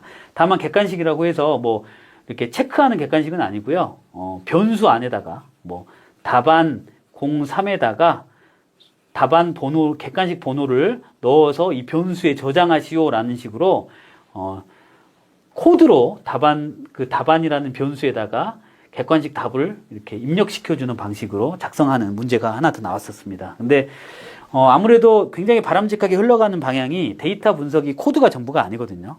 코드로 나온 결과물들을 어떻게 해석하고 어떻게 써먹어야 되는지가 중요한 게 이 분야의 문제이기 때문에 이 데이터 시각화로 해석하는 문제까지도 조금은 변형될 수 있다라는 말씀 드립니다. 그 다음에 이제 그룹화 집계 현상인데요. 이거는 제가 강의 때도 말씀드렸지만 엑셀의 피벗 테이블 있잖아요. 네, 엑셀의 피벗 테이블 같이 길쭉하게 나와 있는 엑셀 데이터를 어떤 특정한 그룹끼리 묶어가지고 평균을 내고 합계를 내고 뭐 최소값을 내고 하는 그런 형태의 통계 집계 방식의 데이터 전처리가 나옵니다. 그래서 이 그룹 바이라고 하는 것들은 뭐 무조건 나오는 문제지만 여기에서 한 단계 좀 넘어가면 이 피벗이라는 함수 같은 게 나올 수도 있겠다라는 생각이 드는데 지금 뭐 이렇게 강론으로 들어가면 여러분들 파이썬 처음 다뤄보시는 분들이 있으면 저 사람이 무슨 소리 하나라고 생각하실 분이 있어서 어쨌든 그룹화 집계, 즉 라이브러리 임포트 불러와서 시각화를 한 다음에 이 불러온 데이터에서 같은 것끼리 묶어가지고 통계치를 내는 형태들의 문제들이 꼭 나온다. 그리고 5번 문제 중에서 이 결측치나 그 다음에 컬럼을 삭제하는 문제라든가 그리고 이상치 갑자기 툭 튀는 값 있죠. 이런 걸 찾아낸다라든가 하는 거는 이 결측치 처리 부분하고 같이 꼭 함께 나옵니다. 그래서 예전에 결측치 제거라고 하면은 뭐 필라라는 함수 같은 걸 이용했는데 이제는 리플레이스 같이 조금 다른 방식으로 결측값을 대체하는 방식의 문제들도 나오기 시작합니다. 그래서 여기에 지금 제가 1번부터 6번까지는 굉장히 쉬운 문제로 많이 이제 평가가 되는데 사실은요, 이 1, 2, 3, 4, 5, 6번도 실제 현장에서는 데이터가 조금 복잡하게 얽혀 있으면 굉장히 어렵게 풀어내야 될 수 있는 문제들일 수 있거든요. 그래서 이 에이스 어소시에이트 자격증 난이도를 어느 정도 높일지는 모르겠지만 지금 수준의 유형이라면 함수 정도가 바뀌는 정도에서 나올 거고요. 정말 어렵게 낸다 그러면 데이터를 좀 많이 복잡하게 만들어낼 수도 있지 않나라는 생각이 듭니다. 다만 저는 이 14개 문항이 굉장히 우리 AI를 이해하는데 아주 심플하고 직관적이거든요. 그리고 이 에이스 어소시에이트가 AI라고 하는 그 문화 조성 그리고 AI가 기본 소양으로서 많은 분들이 소외되지 않게끔 많은 부분들이 AI 이해할 수 있는 저변 확대의 목적이 있는 자격증이라면 혹여라도 이 방송을 보고 계시는 이 KT 담당자분께서는 난이도를 많이 올리지 않으셨으면 하는 바람이 있습니다. 예. 제가 가르치는 부분이라서 그런 게 말씀드리는 게 아니고 정말 잘 구성이 됐습니다. 이 정도만 이해해도 충분히 AI 모델에 대한 저변 확대는 충분히 가능할 거라고 생각되기 때문에 파이썬 처음 다루시는 분들이 14문항을 풀기까지의 그 학습 곡선을 측정하는 그런 자격증으로 남아 있었으면 참 좋겠다는 바람이 있습니다.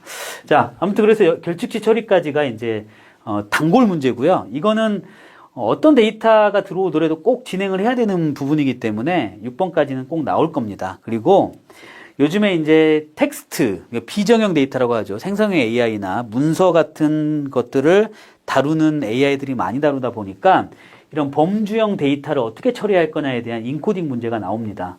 그중에 라벨 인코딩은 지금까지 나와 있는 것 같지는 않아요. 근데 이제 라벨 인코딩도 좀 있으면 나오는 게 이 종속 변수 Y를 라벨링하는 문제들은 충분히 나올 수 있겠다. 그리고 이 원하드 인코딩 부분들은 아무래도 요즘에 그 현상에 있는 문제를 데이터로 그 환산하다 보니 이런 원하드 인코딩이 많이 나올 수밖에 없습니다. 즉 우리가 범주형으로 몇 학년입니까? 1학년, 2학년, 3학년, 4학년입니다. 이곳은 농촌입니까? 어촌입니까? 했을 때 농촌, 어촌 이렇게 텍스트로 범주로 분류되어 있는 변수들이 많이 이제 생기다 보니까 이런 범주형 데이터 인코딩은 꼭 단골 문제로 나올 건데 여기서 이제 원하드 인코딩에 있는 데이터가 이 원하드 인코딩에 있는 파라미터들, 옵션들이 있습니다. 이 옵션들을 조금 더 세부적으로 들어갈 수 있는 난이도는 나올 수 있다. 그래서 이 사이트에 들어가셔가지고 원하드 인코딩 하는 그 함수에 어떤 옵션들이 있는지 좀 살펴봐 주시면 딱 좋을 것 같습니다. 1번부터 7번 아까 말씀드린 이 메서드, 그러니까 라이브러리 함수가 좀 변할 건 있지만 전체의 프레임은 절대 변하지 않을 거다. 왜냐? 어디서든 이걸 하고 있거든요. 어떤 데이터 분석가든 어떤 AI 모델러든 이걸 하고 있기 때문에 이 유형 안에서 여러분들 공부하시면 될 것 같고요. 자, 여기가 이제 문제인데요. 이 8번, 9번, 10번까지 8번, 9번, 10번까지 사이킨런의 이 트레인 테스트 스플릿 여기에서요. 여기 보면 예전에는 이게 안 나왔었습니다. 자, 트레인 테스트 스플릿으로 해가지고 우리 엑셀 데이터가 이렇게 있다면요. 학습 데이터와 테스트 데이터를 이렇게 나누는 문제. 그래서 얘를 뭐 7대 3으로 나눌 건지 8대 2로 나눌 건지 이런 문제들이 나오는데 이 트레인 테스트 스플릿은 거의 달달달달 외울 정도로 그냥 암기 형식으로 나왔었어요. 그런데 이번에 좀 바뀐 게 이 스트래티파이라고 해가지고 이 데이터의 어떤 그 구성 비율에 따라서, 그러니까 남자가 몇 명이고 남성과 여성의 비율, 테스트 데이터도 남성과 여성의 비율이 있을 텐데 이 비율을 유지하면서 학습 데이터와 테스트 데이터를 나누는 이런 스트래티파이라고 하는 옵션들을 넣는 문제도 나오기 시작합니다. 그러면 무슨 말이냐? 난이도가 좀 올라간다면 각각의 함수, 즉 리드 CSV라든가 그 다음에 리드 제이슨이라든가 리드 엑셀이라든가 이런 데이터 파일 유형들이 좀 바뀌어가는 게 이제 나오겠죠. 옛날에 CSV 파일만 나왔는데 제이슨 파일이나 뭐 엑셀 파일이나 좀 어렵게는 팔퀴 같은 그런 파일들도 불러오는 이런 함수들의 변화가 있을 거고요. 좀 더 어려워진다면. 그리고 리드 제이슨이나 리드 CSV에 뒤에 들어오면은 파일 경로가 나온 다음에 다양한 파일 불러오기 옵션들이 있습니다. 뭐 1, 2, 3행을 갖다가 없애고 가져온다라든가, 그 다음에 뭐 쉼표로 구분하는 데이터를 가져온다든가, 세미콜론으로 구분하는 데이터를 가져온다든가 하는 그런 옵션들이 있거든요. 즉, 1번부터 여기 8번, 9번, 10번 같이 자주 단골처럼 나오는 함수에도 여러 가지 옵션들이 있는데 그런 옵션들을 이해할 수 있는가까지의 난이도는 올라갈 수 있을 것 같아요. 그래서 그냥 단순히 딱 함수 나온 것만 외우지 마시고 아까 그 오픈 사이트 들어가셔서 이 함수 뒤에 어떤 옵션들이 있는지, 뭐 스트레이티파이라든가 뭐 시드라든가 뭐 하는 이런 옵션들을 한번 꼭 여러분들께서 눈여겨 보셔야 난이도가 조금 올라가도 쉽게 접근하실 수 있겠다는 겁니다. 자, 사이킨런의 이제 트레인 테스트 스플릿은 거의 공식처럼 나오는 거고요.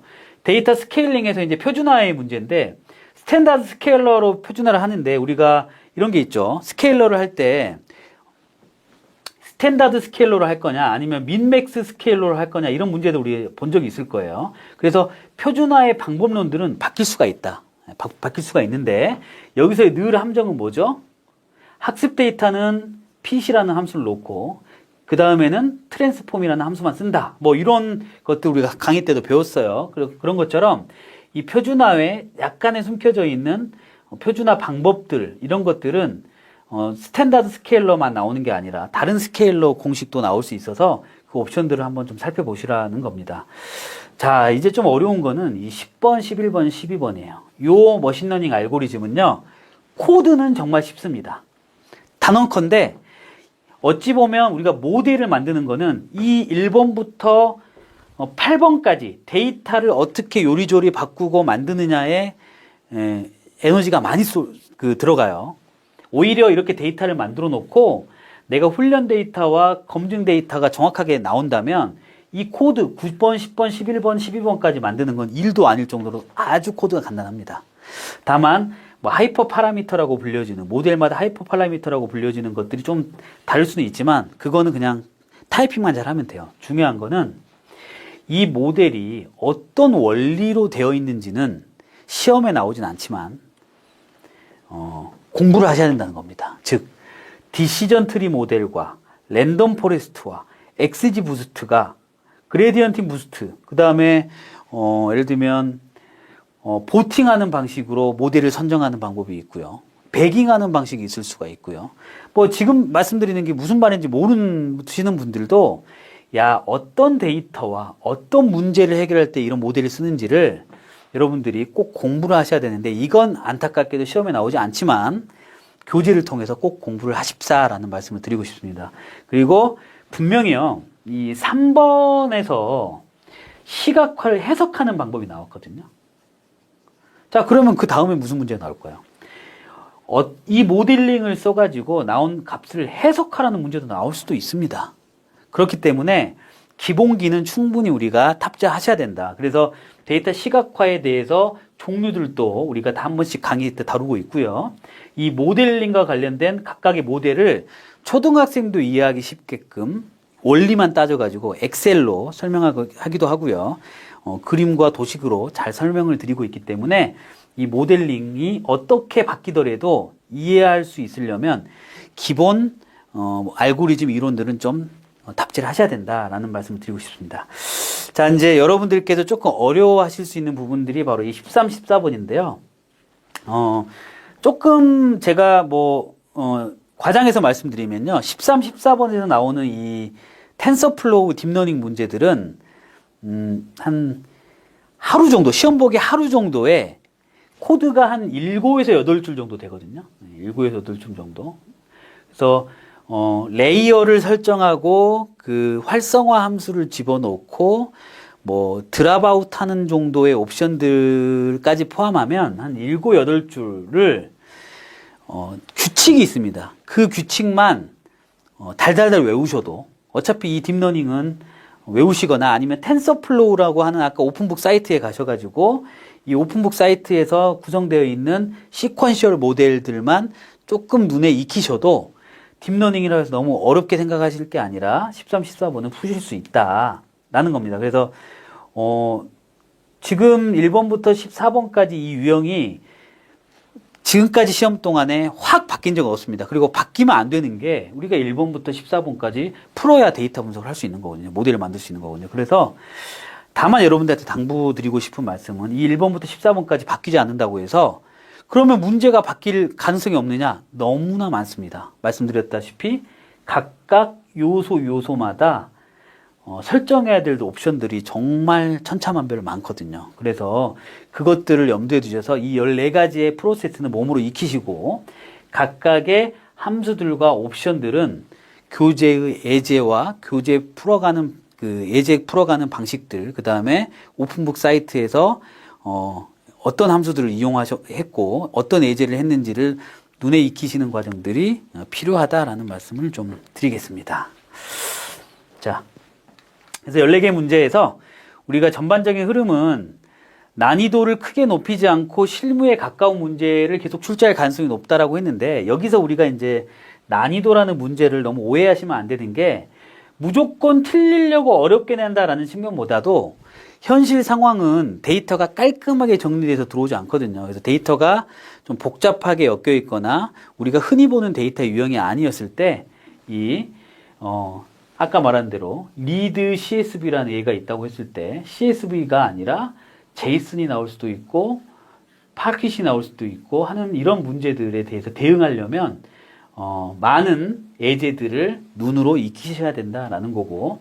그래서 막 억지로 꼬아서 어렵게 내려고 하시는 건 아닐 겁니다. 다만 기본 이해가 있어야 된다는 거는 우리가 리드 CSV라는 함수를 외울 게 아니라 리드 CSV가 어떤 옵션들을 통해서 작동이 되고 그 다음에 변수로 이동이 돼서 이 변수의 칼럼들을 어떻게 지정하는지에 대한 이런 기본 원리에 대한 이해가 있어야 문제를 풀 수 있고 난이도를 높여도 당황하지 않을 거다라는 걸 말씀드리는 겁니다. 그리고 데이터 처리나 모델링 방식 말씀드렸죠. 트레인 테스트 스플릿이라든가 랜덤 포레스트, 뭐 디시전 트리, 리그레션 이런 거 같은 모델링 방식이 뭐 갑자기 생성형 AI가 나온다고 바뀌거나 그런 거 없습니다. 늘 전통적으로 있어 왔던 AI 알고리즘이기 때문에 거기서 크게 벗어나지 않겠지만 하이퍼 파라미터를 눈여겨보시는 게 좋겠다.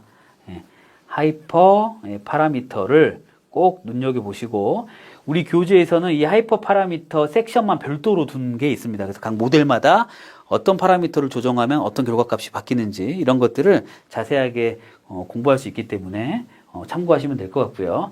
그 다음에 이제 요거는 이게 만약에 나온다. 컨볼루션 뉴럴 네트워크, 리커런트 뉴럴 네트워크, 그 다음에 고급 시각화 중에서도 막 역동적으로 막 차트를 누르면 막 풍선이 움직이고 하는 그런 시각화 코드가 나온다. 그러면 저는 이 에이스 어소시에이트 그만두도록 하겠습니다. 왜냐? 그건 에이스 어소시에이트 출제 취지와 맞지 않습니다. 그래서 여러분들께서 지나치게 복잡한 최신 기술까지 나오면 어떡하냐. 이거는 우리가 에이스 프로페셔널도 있고 또 엔지니어들은 자격증과 상관없이 그것들을 계속 알고리즘 등을 진화시켜야 되기 때문에 필요하지만 에이스 어소시에이트에서 요구하는 역량들은 여기까지는 아니다. 그래서 우리가 요 CNN, RLN, LSTM 뭐 이런 것들을 유튜브나 블로그에서 많이 보셨겠지만 거기에 너무 주눅 들어가지고 시도조차 하지 않는 이런 불상사가 없기를 바라면서 요거 지금 혹시라도 KT 담당자분들 보시면 이거 절대 내시면 안 됩니다. 예. 내에서는 에이스 어소시에이트가 아니다라는 말씀 드리고 싶고 뭐 계속 같은 말이 반복되는 것 같은데 어쨌든 여러분들께서 14개의 유형 안에서 나오는 다양한 변칙들을 이해하시려면 코드를 많이 보셔야 된다. 많이 쳐보시기도 해야 되지만 그냥 눈으로라도 많이 보셔야 된다는 거예요. 많이 보셔야 된다는 거예요. 그러니까 예를 들면 제가 많이 보는 방법은요. 저희 교재를 보는 게 가장 정확하고요. 블로그에만 다른 사람 블로그에 들어가거나 아니면 제가 여기 아까 유저 가이드죠. 네.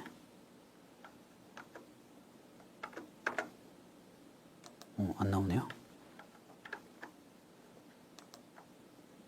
아, 이게 켜져서 그런가 보다. 네. 여기 켜져서 제가 한번 꺼보겠습니다. 네. 자, 여기 아래쪽에 보시면 각각 자주 나오는 이렇게 함수들이 있잖아요. 뭐 노멀라이즈, 정규화 문제는 아직 안 나왔는데 나올 수도 있습니다. 이런 코드들을 계속 보셔야 돼요. 근데 처음에는 어렵겠지만 우리가 같이 공부하다 보면 이거 키밸류 레이즈는 제이슨 딕셔너리 형태의 데이터구나. 그리고 마지막에 리절트라는 변수에 이런 데이터 프레임이 만들어졌구나. 그 다음에 우리가 이 pd.json 노멀라이즈로 데이터라는 변수를 가지고 요 데이터라는 변수들을 가지고 어떻게 했구나. 이런 코드들을 계속 보면서 머릿속으로 시뮬레이션 해보셔야 한다는 거예요. 그리고 어떤 게 바뀌어야 되는 값인지, 어떤 게 고정되어 있는 값인지 이것들만 머릿속에 한 3주 동안 익숙해지시면 시험 문제 푸는데 전혀 지장 없이 합격하실 수 있을 거라고 생각이 됩니다. 그래서 많이 보셔야 된다라는 게 저의 마지막 좀 지론이 될 것 같고요. 예. 그래서 제가 뭐 꼭 팔불출 같지만 저희가 쓴 교재들이 이런 기본 개념과 기술이 확실하게 정리가 되어 있습니다. 시중에 많이 나와 있어요. 교재들도 많고 그리고 데이터 분석 실전형 교재들도 많고 그리고 파이썬 잘하시면서 난당인다고 우주까지 올라가 계신 분도 있습니다. 단언컨대 저는 파이썬을 그들처럼 잘하지 못합니다. 예, 여러분들한테 알려드릴 수 있는 거는 데이터 분석과 AI 모델을 만들어 가는데 꼭 필요한 원리들, 그 프로세스들을 파이썬으로 어떻게 실행할 것인가, 그리고 파이썬을 문과생들도, 그리고 AI 모델을 인문학도들도 어떻게 이해할 수 있을 것인가에 초점을 맞춰서 교재를 구성했기 때문에 시중에 나와 있는 파이썬 중심의, 파이썬 코딩 중심의 교재들과는 좀 다르다. 그리고 하나하나씩 기본 개념과 기술을 좀 숙지할 수 있다라는 자신 있는 말씀을 좀 드리고요. 여러분들께서 이렇게 기본 머신러닝 모델에 코드를 외운다 생각하지 마시고 각 코드만에 숨겨져 있는 의미들, 그리고 이 알고리즘은 엑셀 스프레드시트가 만약에 이 파이썬으로 들어갔다면 어떤 원리로 이게 작동되는 거지라고 눈으로 머릿속으로 상상하면서 따라갈 수 있는 그런 훈련들을 계속 해 나가시는 게 좋을 것 같습니다. 그리고 앞에서 좀 어느 정도 설명드린 것 같은데 이런 파생 유형들은 제가 앞에서 좀 설명을 드렸습니다. 그래서 라이브러리 임포트는 아까 판다스하고 뭐 매플롯립만 나왔는데 다른 것들도 나올 수 있다. 데이터 블록에서도 CSV만 나왔는데 엑셀 파일을 읽어오는 문제로 바뀔 수 있다. 그럴 때 이제 예를 들면 이런 거죠. 이거는 또 갑자기 생각이 드는 건데 엑셀이다 라고 하면은 우리가 CSV 파일하고 엑셀하고 옵션이 다를 거예요. 엑셀은 우리가 뭐가 필요하죠? 시트가 있잖아요. 그러면 엑셀에서 몇 번째 시트를 불러오겠구나라는 것도 옵션에 나올 수가 있겠네 라는 걸로 이제 머릿속을 파생시켜 나가야 된다는 거죠. 시각화는 마찬가지인 대로 이 그래프 차트 유형에 따라서 나오는데 이거는 우리가 시본이나 매플롯립 같은 사이트에 들어가 보면 어떤 걸 X값으로 할지 Y값으로 할지만 잘 정하시면 된다는 말씀 드렸고, 그룹화도 그룹바이에 어떤 통계 지표로 집계를 할 것인가가 바뀌어 나올 수 있는 건 쉽게 풀 수 있을 거고, 거기에 피벗이라고 하는 함수가 나올 가능성이 크다라는 겁니다. 자, 그리고 데이터 전처리에서 전처리 문제가 결측치하고 이상치만 제거하는 문제들로 나왔는데 그거는 굉장히 핵심적인 문제지만 또 쉬운 문제이기도 하거든요. 그런데 이제 전처리에서 조금 어려운 문제가 나온다면 이런 컬럼 변환하는 문제가 나올 수 있습니다. 그래서 예를 들면 서울특별시 동작구, 서울특별시 영등포구 이렇게 나온다면 서울하고 동작구를 이렇게 분리시키는 문제라든가 데이터에서 이 두 개가 따로 있으면 합치는 문제도 나올 수도 있고, 날짜에서 년, 월, 일을 이렇게 나눠서 만들어지는 문제가 나올 수도 있는 거예요. 그래서 5번이 어찌 보면은 굉장히 파생할 수 있는 경우의 수가 많다라는 부분이고, 난이도가 높아진다면 이런 데서 좀 더 올라갈 수 있다라는 걸 얘기를 드리고 싶습니다. 자, 결측치 처리는 그대로 나올 거고요. 자, 범주형 데이터 인코딩에서는 이제 getDummy라고 하는 함수를 많이 쓸 건데, 라벨 인코더라는 거지.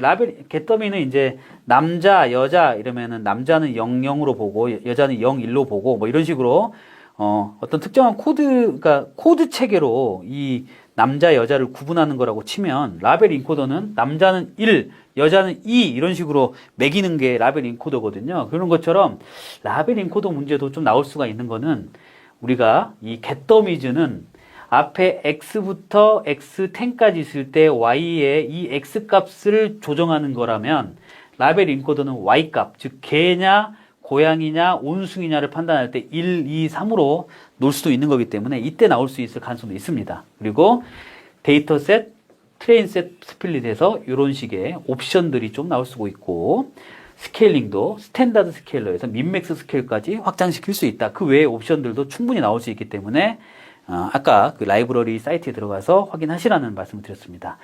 그리고 10번, 11번, 12번은 기본 원리를 이해하셔야 됩니다. 코드만 외워가지고는 안 되세요. 근데 이 10번, 11번, 12번은 대한민국에서 가장 쉽게 제가 머신러닝 모델을 설명해 놨으니까 교재와 저희 강의를 한번 통해서 이해하시면 될 것 같고, 이 코드든 크게 특별하게 바뀌지는 않겠지만 각각 모델마다 들어가는 우리가 흔히 말하는 일반인들이 말하는 옵션 값.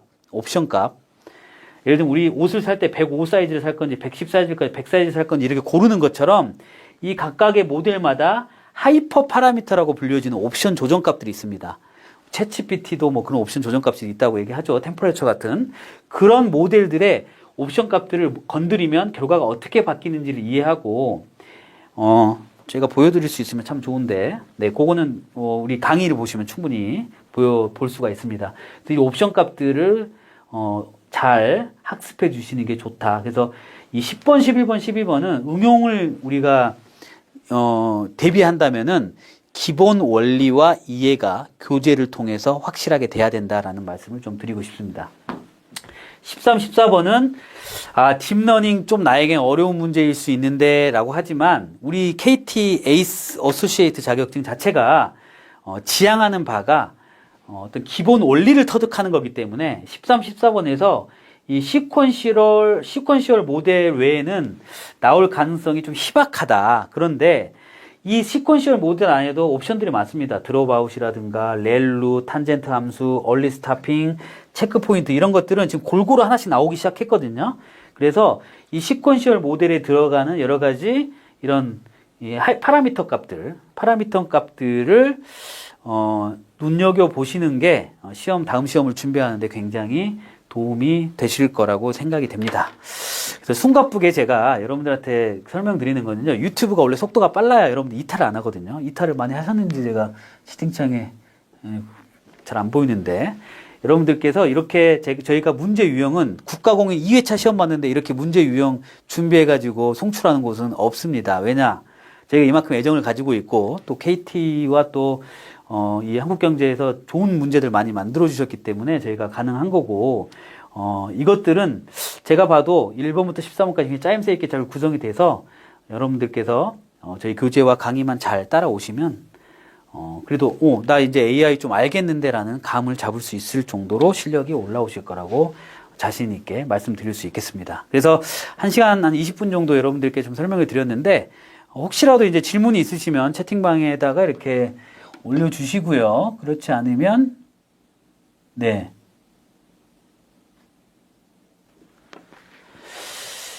네, 코멘트가 실제 시험에서 맞습니다. 맞아요. 그래서 정말 좋은 질문을 해주셨어요. 이런 질문이 중요합니다, 저에게.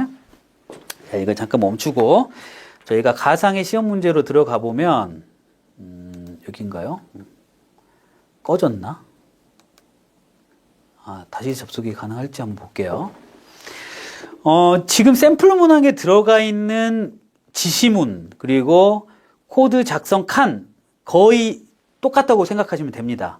문제가 똑같지는 않겠지만 이렇게 지시문들 변수를 뭘로 지정하라. 왜냐 이분들도 이제 채점을 하셔야 되잖아요. 그러니까 변수들을 막 사람마다 각양각색으로 만들어 놓으면 전체 코드 흐름이 채점자들한테 보기에 굉장히 어렵기 때문에 변수는 꼭 선정을 해 줄 거고요. 그 다음에 심지어 하이퍼 파라미터의 무슨 값을 어떻게 바꿔라라도 가이드를 해주기 때문에 여러분들께서 그 코드를 보는 눈만 제대로 익히신다면 답변이 가능합니다. 네. 또 어떤 질문이 있을까요? 네.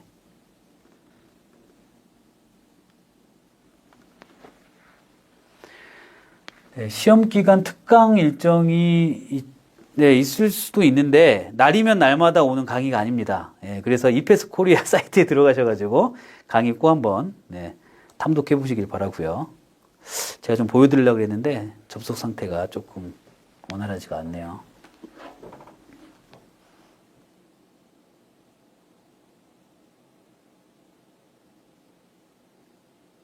네, 그러면 질문이 없으시면 또 좋은 강의 주제가 있거나 또 에이스 어소시에이트 자격증과 관련된 또 다른 소식이나 여러분들께 유익하게 드릴 정보가 있다면 그때 다시 한번 특강 사이트를 열고 다시 찾아뵙도록 하겠습니다. 오늘 특강은 여기까지 마치고요. 네, 더 질문이 없는 것 같네요. 네, 그러면 그동안 고생 많으셨습니다. 다음에 또 찾아뵙겠습니다.